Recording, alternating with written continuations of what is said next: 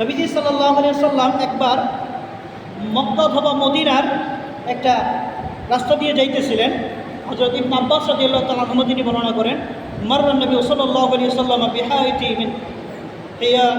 মিন হিতানিল মদিনাতি আও মক্কা।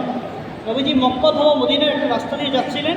ফাসামিয়া সাউতাল ইনসাইন ইউআযিবানি ফি কুবুরিহিম। যে নবীজি শুনতে পারলেন যে কবরের ভিতরে এই দুজন ব্যক্তিকে আযাব দেওয়া হইতেছে, প্রচণ্ড আযাব হচ্ছে। নবীজি সাল্লাল্লাহু আলাইহি সাল্লাম বললেন, ইউআযিবানি ওয়া মা ইউআযিবানি ফি কাবীর। যে এই দুজন ব্যক্তিকে আযাব দেওয়া হইতেছে কবরে, অথচ এরা বড় কোনো পাপ করে নাই, বড় কোনো অন্যায়, অর্থাৎ তাদের দৃষ্টিতে এটা ছিল খুবই একটা ছোট কাজ।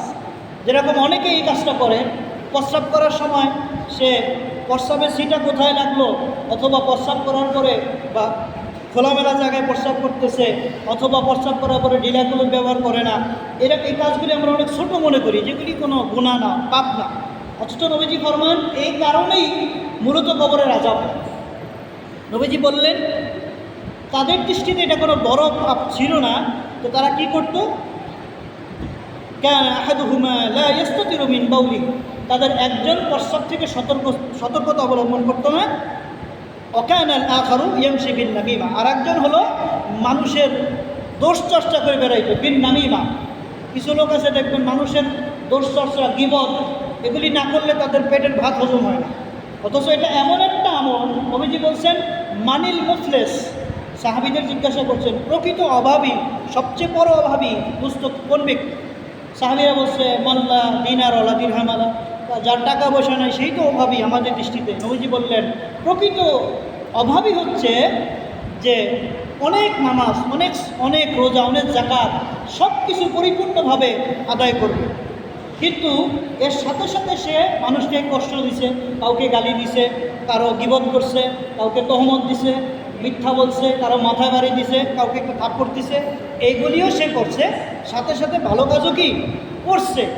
তখন সে আল্লাহর দরবারে যখন হাজির হবে, তখন পাওনাদাররা আসবে, বলবে যে আজ দুনিয়াতে তো আমাকে মারছিল, আমার টাকা মেরে দিছিল, আমার ক্ষতি করছিল, আমার জমি দখল করছিল, আমাকে গালি দিছিল, আজকে আমার পাওনা দিয়ে তারপরে তুমি জান্নাতে যাও। তো পাওনাদাররা তো তখন টাকা নেবে না, বলবে তোমার নামাজের নেকি, রোজার নেকি, যাকাতের নেকি এগুলি সব নিয়ে যাবে। শেষে বলবে তোমার নেকি শেষ, কিন্তু তোমার পাওনাদার শেষ হয় নাই। তখন গুনার গাঠুরিগুলি দিয়া বলবে যে যেহেতু নেকি দিতে পারবে না, তবে আমাদের পাপের বোঝাটা নিয়ে যাও।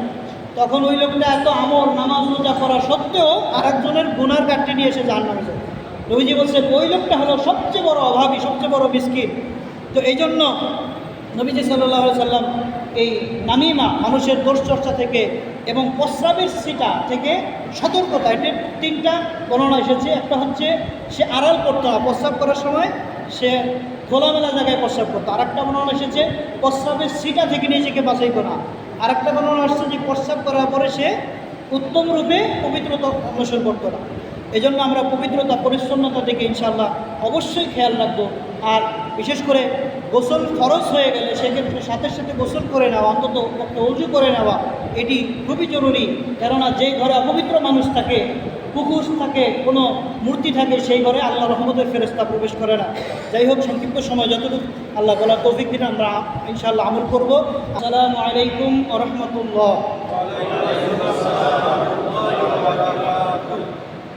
এটি এমন একটা মেডিসিন, এমন একটা ওষুধ, যেই ঘরে সালাম, স্বামী স্ত্রীকে সালাম দেয়, স্ত্রী স্বামীকে সালাম দেয়, ওই ঘর থেকে সমস্ত বিপদ আপদ, রোগ ব্যাধি, বালা মুসিবত, অভাব অনটন আল্লাহ তাআলা সব কিছু দূর করে ওই ঘরটাকে একটা রহমতের বাউন্ডারির মধ্যে আল্লাহ কবুল করে। এজন্য আমরা অনেকে ঘরে গেলে সালাম দিতে লজ্জা পাই, বা অনেকে সালাম দিতে চান না। এজন্য সালামের প্রচলনটা আমরা বেশি বেশি এটি যাতে ধরে রাখতে পারি, আল্লাহ তৌফিক দান। সকলে বলি আমিন। আজকে এমন একটি বিষয়ের আলোচনা, যদিও সময় সংক্ষিপ্ততায় মৌলিক কথাগুলি বলার চেষ্টা করবো ইনশাআল্লাহ। যে আমলটি প্রত্যেকটি আমলের পূর্ব শর্ত, অর্থাৎ যে আমলটি না হলে তেলাওয়াত করা যায় না, সালাত আদায় করা যায় না, কোনো কোনো সময় মসজিদেও প্রবেশ করা যায় না, সেই আমলটি হচ্ছে পবিত্রতা, পরিচ্ছন্নতা। নবীজি ফরমান আত্মহুর শাত্রুল ঈমান, পবিত্রতা হচ্ছে ঈমানের অর্ধেক।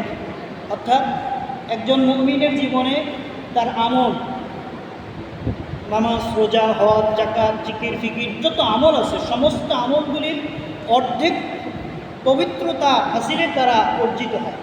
অর্থাৎ পবিত্রতা এটি এমন একটা জিনিস যেটা ছাড়া কোনো আমল কবুলিয়তের যোগ্যতা পায় না। নবীজি ফরমান লা তুকবালুস সালাতু বিগাইরি তুহুর ওয়ালা সাদাকাতুম মিন গুলুল, যে আল্লাহ তাআলা পবিত্রতা ব্যতীত সালাত নামাজ কবুল করেন না, এবং হালাল উপায়ে অর্জিত সম্পদ থেকে ব্যয় করা ব্যতীত হারাম উপায়ে অর্জিত সম্পদ থেকে ব্যয় করলে এই সদকাও আল্লাহ কবুল করেন না। তো আল্লাহ তাআলা এই পবিত্রতার ব্যাপারে এত গুরুত্ব দিলেন। আল্লাহ তাআলা ফরমান ইন্নাল্লাহা ইউহিব্বুত তাওয়াবিন ওয়া ইউহিব্বুল মুতাতাহহিরিন। আল্লাহ তাআলা তওবাকারীকে, অর্থাৎ আল্লাহ তাআলার দিকে যে বেশি বেশি রুজু হয়, আল্লাহ তাআলার কাছে বেশি বেশি ক্ষমা চায় এবং যে পবিত্রতা অন্বেষণ করে আল্লাহ তাকে ভালোবাসেন, আল্লাহ তাকে মহব্বত করে। যে কথা দ্বারা আমরা বুঝতে পারি যে আল্লাহ তাআলা কাকে মহব্বত করেন আর কাকে ঘৃণা করেন। এই ঘৃণা করাটা হচ্ছে বিপরীত, অর্থাৎ যে পবিত্রতা অন্বেষণ করে না, যে পরিচ্ছন্নতা অবলম্বন করে না, আল্লাহ তাআলা তাকে ঘৃণা করে।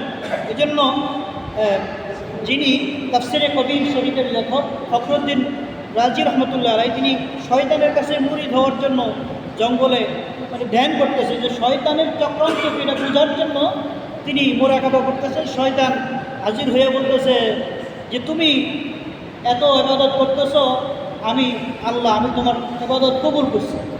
তো ফখরুদ্দিন রাজি বলতেছে আমি বুঝতে পারছি তুমি যে মিস্টার ইবলিস, এটা আমি ধরে গেছি, কারণ আমি তো মুফতি, আমি ভালো করেই জানি আল্লাহ কোনোদিন মানুষ এইভাবে বলে না, আর তুমি যেভাবে আসছো আমারও যেহেতু চিনছো, তাইলে তো কিছু করার নাই, আমি তোমার জন্যই বসে রয়েছি, তুমি নিচে আসো, আমি তোমার কাছে মুরিদ হব। তো এত বড় একজন মুফতি, তিনি বলতেছে শয়তানের কাছে মুরিদ হবে। শয়তান বলতেছে আসলে কি সত্য কথা? খোদার কসম, কসম যে বলতেছে তো মিথ্যা না। নিচে নামছে, বলতেছে তোমার কাছে মুরিদ হইলে কি কি সবক পালন করতে হবে। তো 1 নাম্বার সবক হলো কোনোদিন ওযু গোসল করবি না, যত পারস নাপাক থাকে, প্রস্রাব করে ঢিলাগুলো দিবি না, পায়খানা করলে পানি ব্যবহার করবি না, ঢিলাগুলো দিবি না, আর যত অপবিত্র থাকবি আমি তোর সাথে থাকবো। অতএব পবিত্র অন্বেষণকারীর সাথে আল্লাহ থাকেন, আর অপবিত্র অন্বেষণকারীর সাথে থাকে কে? শয়তান। এজন্য আপনার পোশাকটা যদি পবিত্র হয়, পরিচ্ছন্ন হয়, তাহলে ওই পোশাকটাও আল্লাহর জিকির করে। আর আপনি যদি অপবিত্র থাকেন, আপনার প্রত্যেকটা পশমের গোড়া থেকে আপনাকে অভিশাপ দেবে। এই জন্য অপবিত্র অবস্থা অনেকে রাত্রি যাপন করে, স্ত্রীর সাথে কাটানোর পরে সে অজু গোসল না করেই ঘুমায়। তো ওই অবস্থা যদি আপনি মারা যান, আল্লাহ না করুক, আপনি তো ইমান হালাতে আপনি মরতে পারবেন না। এই জন্য তাৎক্ষণিক অন্তত পক্ষে অজু করা, সম্ভব হলে গোসল সম্পাদন করা, নচেত অজু করে এরপরে ফজরের আগে গোসল করা খুবই জরুরি। আজকের এই বিষয়টি হচ্ছে ফাজাইলুত তাহারাত আহমিয়াত, যে পবিত্রতার গুরুত্ব, তাৎপর্য, ফজিলত এবং গুরুত্ব সম্পর্কে। তো মূলত পবিত্রতা তাহারাত এটি মুতলাকান সাধারণভাবে 2 প্রকার। একটা হচ্ছে কলবি আর একটা হচ্ছে বাহ্যিক। কলবি হচ্ছে আত্মিক আভ্যন্তরীণ পরিচ্ছন্নতা, আর একটা হচ্ছে বাহ্যিক পরিচ্ছন্নতা। তো কলবি পবিত্রতা এটি হচ্ছে অন্তরকে শিরক, কুফর, বেদাত, অর্থাৎ অন্তরকে আল্লাহমুখী করা, সমস্ত প্রকার শিরক থেকে, কুফর থেকে, বেদাত থেকে অন্তরটাকে পরিচ্ছন্ন করা, এটি হচ্ছে তাহারাত ফিল কলবি, আত্মিক পরিচ্ছন্নতা, যেটাকে বলা হয় তাসাউফ, সফা ধাতু থেকে এসেছে। এটি ইমাম মহিউদ্দিন আব্দুল কাদের জিলানী রহমতুল্লাহ তিনি ফরমান যে মানুষের বাহ্যিক পবিত্রতাটা এটার চাইতে বেশি জরুরি হচ্ছে মানুষের আত্মিক পবিত্রতা। অর্থাৎ অন্তরের, আপনি যদি অন্তরের ভিতরে যদি নেফাক থাকে, শিরক থাকে, কুফর থাকে, বেদাত থাকে, তাহলে আপনি বাহ্যিকভাবে অজু গোসল করলে এটি আপনার সাময়িক পবিত্রতা দেখা যায়, কিন্তু আসল অপবিত্রতা তো আপনার অন্তরের ভিতরে। এজন্য মুশরিকদের সম্পর্কে আল্লাহ তাআলা সূরা তাওবার 28 নম্বর আয়াতে কারীম আল্লাহ তাআলা ফরমান, বিসমিল্লাহির রহমানির রহিম, ইয়া আইয়ুহাল্লাযীনা আমানু, হে ঈমানদারগণ, ইন্নামাল মুশরিকুনা নাজাসুন ফালা তাকরাবুল মাসজিদাল হারামা বা'দা আমিহিম হাযা, যে হে ঈমানদারগণ, মুশরিকরা হচ্ছে নাপাক, তারা অপবিত্র, তারা যেন এই বছরের পরে মসজিদুল হারামে প্রবেশ না করে। কারণ তারা কি? অপবিত্র, নাপাক, তাদের অন্তরে আছে কুফর, শিরক, বেদাত, এই কারণে তারা মসজিদুল হারামে প্রবেশ করতে পারবে না, আল্লাহ তাআলা জানিয়ে দিলেন। তো আত্মিক পরিচ্ছন্নতা এটি সবার আগে দরকার। যেমন একটি দেহ তুলনা করা যায় আপনার বাহ্যিক তুলনার সাথে, বাহ্যিক অঙ্গ প্রত্যঙ্গের সাথে, যেটি আমরা ওযুর দ্বারা, গোসল দ্বারা অর্জন করি। আর আরেকটি হচ্ছে আত্মিক পরিচ্ছন্নতা, কিন্তু রুহের সাথে। অর্থাৎ একটা মানুষের যদি রুহই না থাকে তাহলে তার বডি গোসল করাইলে বডির কোনো দাম নেই, কারণ একটা মানুষের রুহটাই আসল। এই জন্য আত্মিক পরিচ্ছন্নতা, এই জন্য তাজকিয়ায়ে নফস, আত্মশুদ্ধি অর্জন করা, এই জন্যই মূলত কোনো কামেল মোকাম্মেল আল্লাহ ওয়ালার সোহবতে যাওয়া, তাদের সান্নিধ্য থেকে এটা শিক্ষা করা, এটার জন্যই মূলত আত্মশুদ্ধি। কোনো সাহেব এটা কিন্তু মকসুদ না, মকসুদ আপনাকে আল্লাহ এবং আল্লাহ রাসূলকে পাইতে হবে। যেমন ডাক্তারের কাছে গেলে ডাক্তার প্রেসক্রিপশন দেয়, ডাক্তার তো ভালো করেন, প্রেসক্রিপশন অনুযায়ী আপনি ওষুধ খাইলে আপনার রোগ ভালো হবে। তদ্রূপ কোনো আল্লাহওয়ালার সোহবতে গেলে আপনাকে প্রেসক্রিপশন দিবে, তাহাজ্জুদের আমল, সকাল সন্ধ্যার জিকির, এই প্রেসক্রিপশন ফলো করলে আপনার রোগ ভালো হবে। তো এই জন্য এটি প্রথমত হলো আপনার বাহ্যিক পবিত্রতা, কলবি পরিচ্ছন্নতা। আরেকটা হচ্ছে বাদনী, এটা হচ্ছে দৌহিক পবিত্রতা। এই দৌহিক পবিত্রতা সম্পর্কে আল্লাহ তাআলা সূরা তাওবার 108 নম্বর আয়াতে কারিমায় আল্লাহ তাআলা মসজিদে কুবার অধিবাসীদের প্রশংসা করেছেন। আল্লাহ তাআলা ফরমান, ফীহি রিজালুন ইউহিব্বুনা আন ইয়াতাতাহহারু আল্লাহু ইউহিব্বুল মুত্তাহহিরিন। যে মসজিদে কুবায় সেখানে এমন কিছু লোক আছে যারা উত্তমভাবে পবিত্রতা অর্জন করে, আল্লাহ তাআলা তাদের প্রশংসা করছে। আল্লাহ হাবিব সাল্লাল্লাহু আলাইহি ওয়াসাল্লাম এই আয়াতে কারিমা যখন নাজিল হয়ে গেল, নবীজি মসজিদে কুবার সেখানকার সাহাবী তাকে জিজ্ঞাসা করলেন, উরওয়া ইবনে সাঈদ রাদিয়াল্লাহু তাআলা ওনাকে জিজ্ঞাসা করলেন যে আল্লাহ তাআলা যে তোমাদের প্রশংসা করেছেন এটার কারণ কি? তো তখন তিনি বর্ণনা করলেন, ইয়া রাসূলুল্লাহ, আমরা খোদার কসম আমরা এমন বেশি কোনো পবিত্রতা অর্জন করি না, তবে আমরা টয়লেট করার পরে, ইস্তেঞ্জা করার পরে আমরা ঢিলা কুলুপ ব্যবহার করিই তো, এরপরে আমরা পানি দিয়ে উত্তমভাবে শৌচকার্য, উত্তমভাবে আমরা ধৌত করি। এটাই হচ্ছে আমাদের কাজ, এতটুকুই আমরা বেশি করি। আমাদের পার্শ্ববর্তী ইহুদিরা তারা পানি দিয়ে পবিত্রতা অর্জন করে, আমরা ঢিলা কুলুপ ব্যবহার করার পরে অতিরিক্ত আমরা পানি দিয়েও কি শৌচকার্য করি, আমরা ধৌত করি। তো এই জন্যই আল্লাহ তাআলা তাদের প্রশংসা করেছেন। একটা বিষয় হচ্ছে মধ্যপ্রাচ্যে সেখানকার মানুষ কিন্তু আমাদের মতো ভাত, এই যে শাকসবজি এগুলি তারা বেশি খায় না। তাদের খাবার হচ্ছে জব, তারপর জবের রুটি, খেজুর, বেশিরভাগই শুকনো খাবার, যার কারণে ওই আবহাওয়া জলবায়ুর কারণে, খাবারের কারণে তাদের মনটা শক্ত হয়। যে তাদের মনটা শক্ত থাকার কারণে এটি মলদ্বারের আশেপাশে লেগে থাকে না, যার কারণে শুধুমাত্র ওই 3টা পাথর দিয়ে তারা ঢিলা কোনো ব্যবহার করলেই যথেষ্ট, তাদের পানি ব্যবহারের প্রয়োজন পড়ে না। শুধুমাত্র ঢিলাগুলো ব্যবহার করলেই তাদের পবিত্রতা হাসিল হয়ে যায়। আর আমাদের দেশের যে খাবার সেক্ষেত্রে মল ওই রকম থাকে না, যার কারণে আপনি ঢিলাগুলো ব্যবহার করবেন বেজোড় সংখ্যা 1, 3, 5, 7, এই ঢিলাগুলো ব্যবহার করার পরেও আপনাকে পানি দিয়ে ধৌত করতে হবে। কোনো কোনো সময় পানি দিয়ে ঢিলাগুলো ব্যবহার করাটি সবসময় সুন্নতে মুআক্কাদা, এটি মনে রাখবেন। এটি যদি অনেকে ঢিলাগুলো ব্যবহার না করা এটা মাকরু, সর্বসম্মতিক্রমে এটি মাকরু, আর বারবার মাকরু করাটা এটা কবিরা গুনাহ। এজন্য প্রস্রাবান্তে ইস্তেবরার করা, অর্থাৎ চেষ্টা করে প্রস্রাবের ফোঁটাগুলি এগুলি যাতে বেরিয়ে যায়, তারপরে আপনি ঢিলাগুলো ব্যবহার করলেন। আপনি 20 কদম 30 কদম, আপনি যতক্ষণ পর্যন্ত আপনি নিশ্চিন্ত না হবেন যে আমার প্রস্রাব পুরোপুরি বের হয়েছে, ততক্ষণ পর্যন্ত আপনি কুলুপ ধরে হাঁটলেন, এরপরে আপনি ধৌত করলেন। অথবা বাথরুম করার পরে ঢিলা কুলুপ ব্যবহার করাটা এটা তো সুন্নতে মুআক্কাদা।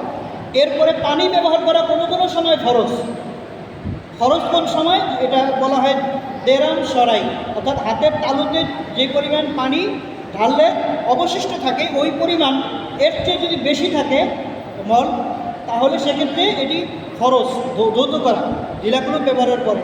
যদি দেরাম সলাই পরিমাণ থাকে তাহলে এটি ওয়াজিব, যদি না থাকে সেক্ষেত্রেও এটি আপনার মুস্তাহাব পানি ব্যবহার করা। একেবারে যদি হয় মন শক্ত হয় সেক্ষেত্রে মুস্তাহাব। তবে আমরা এই দিকে পবিত্রতা অন্বেষণ করা। নবীজি ফরমান মিফতাহুল জান্নাতি সলাহ, নামাজ হচ্ছে বেহেশতের চাবি। আর মিফতাহুল সলাতির তুহুর, আর নামাজের চাবি হলো পবিত্রতা। নামাজ কিসের চাবি? বেহেশতের চাবি। আর নামাজের চাবি কি? পবিত্রতা, পরিচ্ছন্নতা। এই জন্য ইহুদিদের অভ্যাস ছিল, পূর্বেকার জামানায় ইহুদিদের অভ্যাস ছিল, তারা ঘরের কোনায় ময়লা আবর্জনা এগুলি ঘরের ভিতরে জমায় রাখত। এই জন্য নবীজি বলছেন তোমরা ইহুদিদের ন্যায় তোমরা হইও না, তোমাদের ময়লা আবর্জনা ঘরের বারান্দায় বাইরে এগুলি তোমরা জমা করে রাখো। আজকে দেখেন এই যে বর্তমান সময়ে আজকেও চিঠি আসছে ডেঙ্গু বিষয়ক, এই সচেতনতামূলক যেই চিঠিগুলি আসে, যে বর্তমান সময়ে ডেঙ্গু, চিকুনগুনিয়া, এরপর বিভিন্ন ধরনের ভাইরাস জনিত জ্বরের প্রকোপটা অত্যাধিক বেড়ে গেছে। হাসপাতালে গেলে বুঝবেন যে অনেক চাপের মধ্যে থাকেন ডাক্তাররা। এর কারণ হচ্ছে আমাদের ঘরের ভিতরে আশেপাশে টায়ারের ভিতরে, টিউবের ভিতরে, এরপরে আপনার অযথা পাত্র, সেখানে পানি জমতেছে। যদি 3 দিনের বেশি সেখানে পানি জমে থাকে, সেখানেই আপনার এই যে এডিস মশা ডিম পারে, সেখান থেকে মশা জন্ম নেয়। আর এই এডিস মশাটা দেখতে অনেকটা বাঘের মতো, গায়ে সাপ সাদা একটু সাপ থাকে, এটাকে বলা হয় টাইগার মশা। আর এই মশাটা কামড়ায় সাধারণত সকালবেলায় আর হলো সন্ধ্যার সময়। বিশেষ করে এই 2 সময় আপনার মশারি ব্যবহার করা বা কয়েল ব্যবহার করা। আর আশেপাশের জায়গাটা, ঘরের ভিতরে আশেপাশে পরিচ্ছন্ন রাখা, পরিপাটি রাখা, কোথাও পানি জমতে না দেওয়া। এগুলি যদি আমরা মেনে চলি, একজন ইমানদার, একজন মুমিন মাত্রই তিনি হবেন স্বাস্থ্য সচেতন, সমাজ সচেতন, তিনি সবসময় হবেন কর্ম।